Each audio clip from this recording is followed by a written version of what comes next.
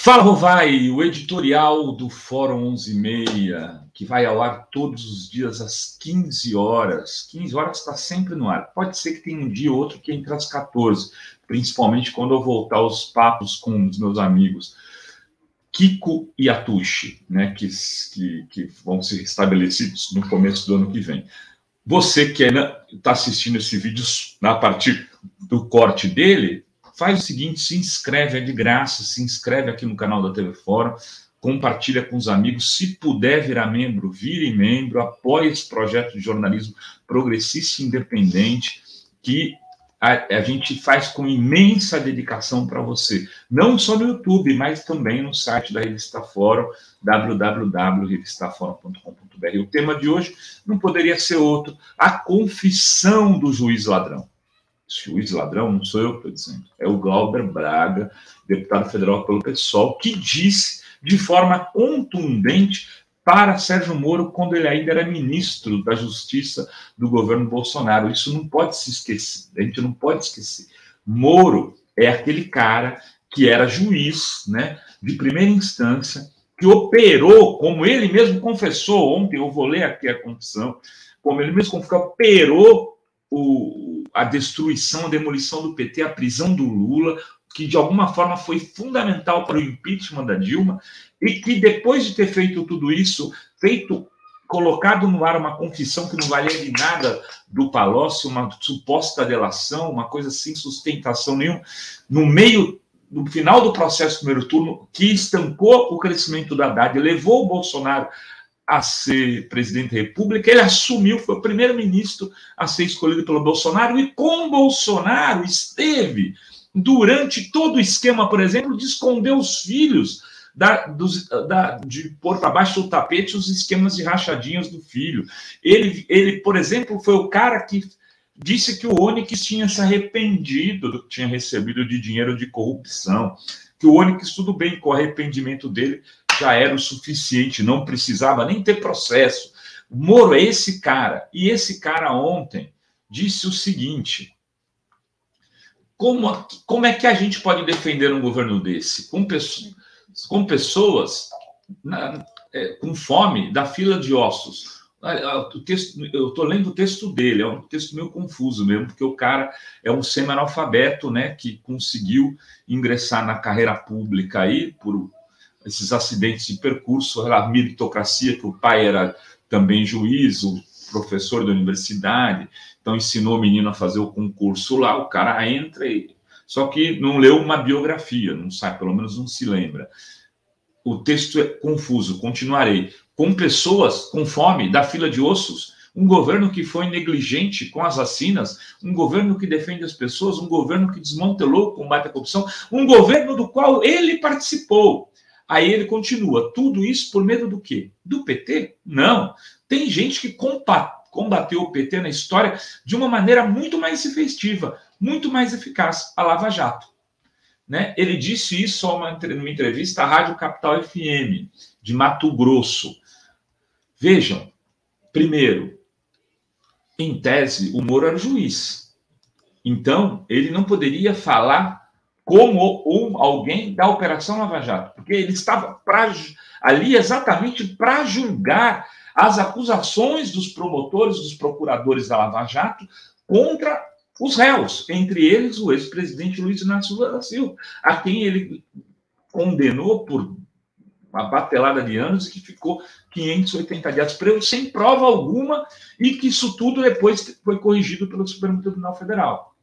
Então, ele já se coloca como parte integrante da Lava Jato. Crime. Um juiz não pode ser parte integrante do processo. Crime, confissão de crime. Segundo, admite que esse, como juiz que participou dentro de um processo de acusação, tendo que ser julgador, ele perseguiu alguém. Não teve nenhum que conseguiu perseguir. Olha aqui,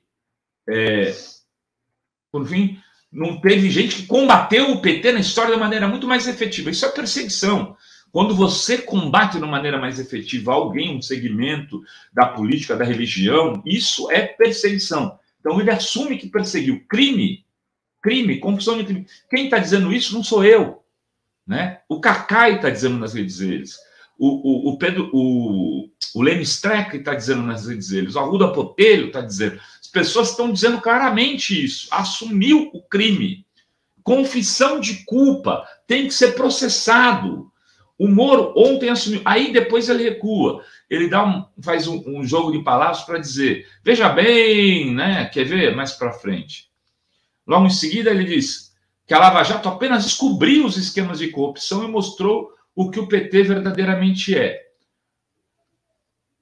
Para fazer, ou seja, jogar a plateia e depois, para poder se livrar de um futuro processo, ele faz esse discurso torto. Como é torto todo o seu histórico como juiz. Não, um juiz que prendeu e soltou o Youssef, depois prendeu o Youssef, soltou e devolveu todo o dinheiro que o Youssef tinha para ter uma vida na babesca, e o Youssef que financiou, agora a gente sabe, o Álvaro Dias, que é o cara, que é o senador do partido a que o Moro se filiou, o Podemos. A situação do Moro está muito complicada. Até outro dia, eu ainda achava que havia um interesse em um segmento da política na candidatura Moriá, porque se você se alia a um cara desse, mesmo ele tendo 10, 15% dos votos, você consegue eleger muita gente. Vamos lá, Janaína vai sair pelo Moro ou pelo Bolsonaro? Se ela sair pelo Moro, vai se eleger igual, vai ter muito voto. Ele consegue fazer muitos deputados, com uma votação na faixa dos 15%. A questão é que talvez sequer ele chegue a esse patamar de votos, né? Porque mesmo Bolsonaro desmontando, mesmo Bolsonaro destratando uma parte do país, como ele está fazendo com a Bahia, com essa desumanidade toda, com esse sadismo, mesmo com tudo isso, é preciso dizer que ele continua abaixo de 10% nas pesquisas. E sua comunicação é bizarra. Ele não consegue falar com setores muito amplos da população, porque as pessoas não compreendem primeiro o que ele fala por falta de empatia.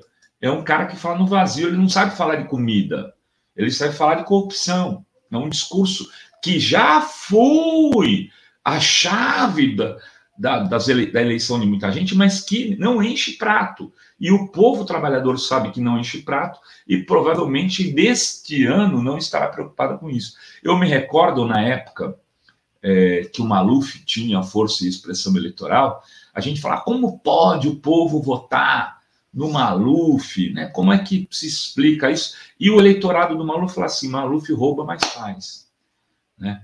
E ele nem fazia tanto, mas o problema é que ele fazia algumas coisas. Então, quando ele foi prefeito, fez o Singapura, fez lá meia dúzia de prédios, tal. Vai ter no São Paulo inteiro. Os caras, pô, que legal, também quero. Aí depois não fazia em São Paulo inteiro, fazia em alguns pontos da cidade, fazia umas pontes, uns viadutos, ganhava muita propina com isso, mas ele fazia, entregava lá Nova Faria Lima, entregava a ponte do Mar Pequeno lá em Praia Grande, quando governador, aquilo, Praia Grande votou nele o resto da vida. E por quê? Porque Maluf rouba, mas faz. Era uma loucura. Então, se a população aceitava isso, de um cara como Maluf, que fez muito menos do que alguém como o Lula, o que eu quero dizer não é que o Lula rouba, mas faz, mas que até esse discurso será utilizado por conservadores, pessoas que não gostam do PT, para votarem no Lula no primeiro turno. E é por isso que o Merval hoje já está admitindo a vitória do Lula no primeiro turno. Ela é uma vitória difícil? Eu venho repetindo aqui. É difícil. O Lula não se reelegeu no primeiro turno em 2006. A Dilma, com o Lula tendo 87% de aprovação, não conseguiu se eleger no primeiro turno em 2010 e não se reelegeu em 2014, que aí foi mais difícil ainda. Então, é muito difícil, mas os ventos estão soprando nesse sentido. E, nesse sentido, se a carruagem caminhar para esse tipo de destino, talvez o Moro não seja candidato à presidência da República. Pode ser que em março, abril, ele esteja desistindo para apoiar o Dória. É algo que começa a se tornar uma hipótese plausível, né? Mesmo com Dória tendo dificuldade de crescimento, se ele estruturar uma aliança mais robusta, isso pode fazer com que o Moro recue. O que seria o destino perfeito de um cadáver político, para um cadáver político, para uma pessoa que confessa seus crimes e conta com o beneplácito da mídia para escondê-los. Era isso que tínhamos para hoje neste Fala Rovai. Beijos e beijos a todas, todos e todes.